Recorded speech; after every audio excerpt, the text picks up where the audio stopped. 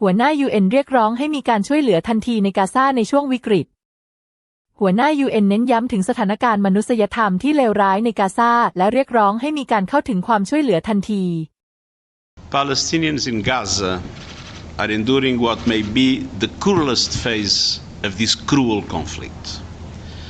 For nearly 80 days, Israel blocked the entry of life-saving international aid.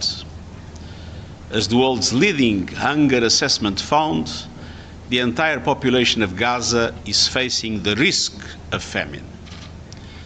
Families are being starved and denied the very basics, all with the world watching in real time. Israel has clear obligations under international humanitarian law.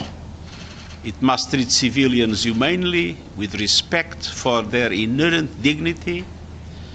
It must not forcibly transport, deport or displace the civilian population of an occupied territory. And as the occupying power, it must agree to allow and facilitate the aid that is needed. Finally, a trickle of aid has crossed over. In recent days, almost 400 trucks were cleared for entry to Gaza through the Kerem Shalom crossing. But supplies from only 115 trucks have been able to be collected, and nothing has reached the besieged north. We are working around the clock to get whatever aid we can to people in need. And we managed to distribute some wheat, flour, baby food, nutrition supplements, and medicines. At long last, a few bakeries in South and Central Gaza are operating. But let us not forget that we are operating in the middle of a military operation. In any case, all the aid authorized until now amounts to a teaspoon of aid when a flood of assistance is required. The needs are massive and the obstacles are staggering. Strict quotas are being imposed on the goods we distribute, along with unnecessary delay procedures. Other essentials, including fuel, shelter, cooking gas, and water purification supplies, are prohibited. We continue to request for safety and security mitigation measures to be in place for our convoys.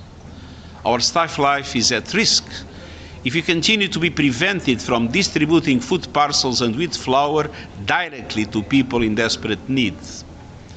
Without those, and in the absence of the rule of law and the desperate population after months of blockade and totally insufficient supply entering, the risk of security incidents and looting remains high.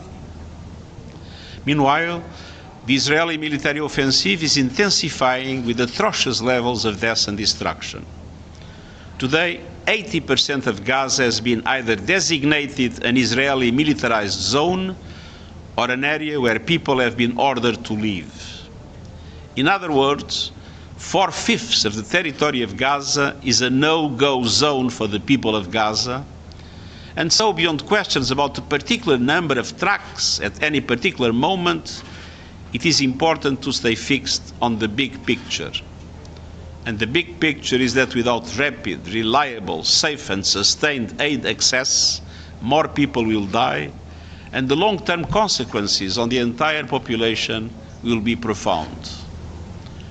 The United Nations has been clear.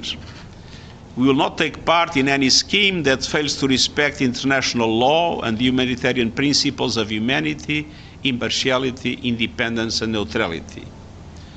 And we have been equally clear about what is needed: a permanent ceasefire, the immediate and unconditional release of all hostages, and full humanitarian access. The United Nations and our partners have a detailed, principled, operationally sound 5-stage plan supported by member states to get aid to a desperate population. A mechanism to ensure the delivery of aid to Gaza, inspect and scan aid at crossing points, transport aid from crossing points to humanitarian facilities, prepare aid for onward distribution, and transport aid to people in need. We have the personnel, the distribution networks, the systems and community relationships in place to act. The supplies, 160,000 pallets, enough to fill nearly 9,000 trucks, are waiting. This is my appeal for life-saving aid for the long-suffering people of Gaza. Let's do it right, and let's do it right away. Thank you. Sorry.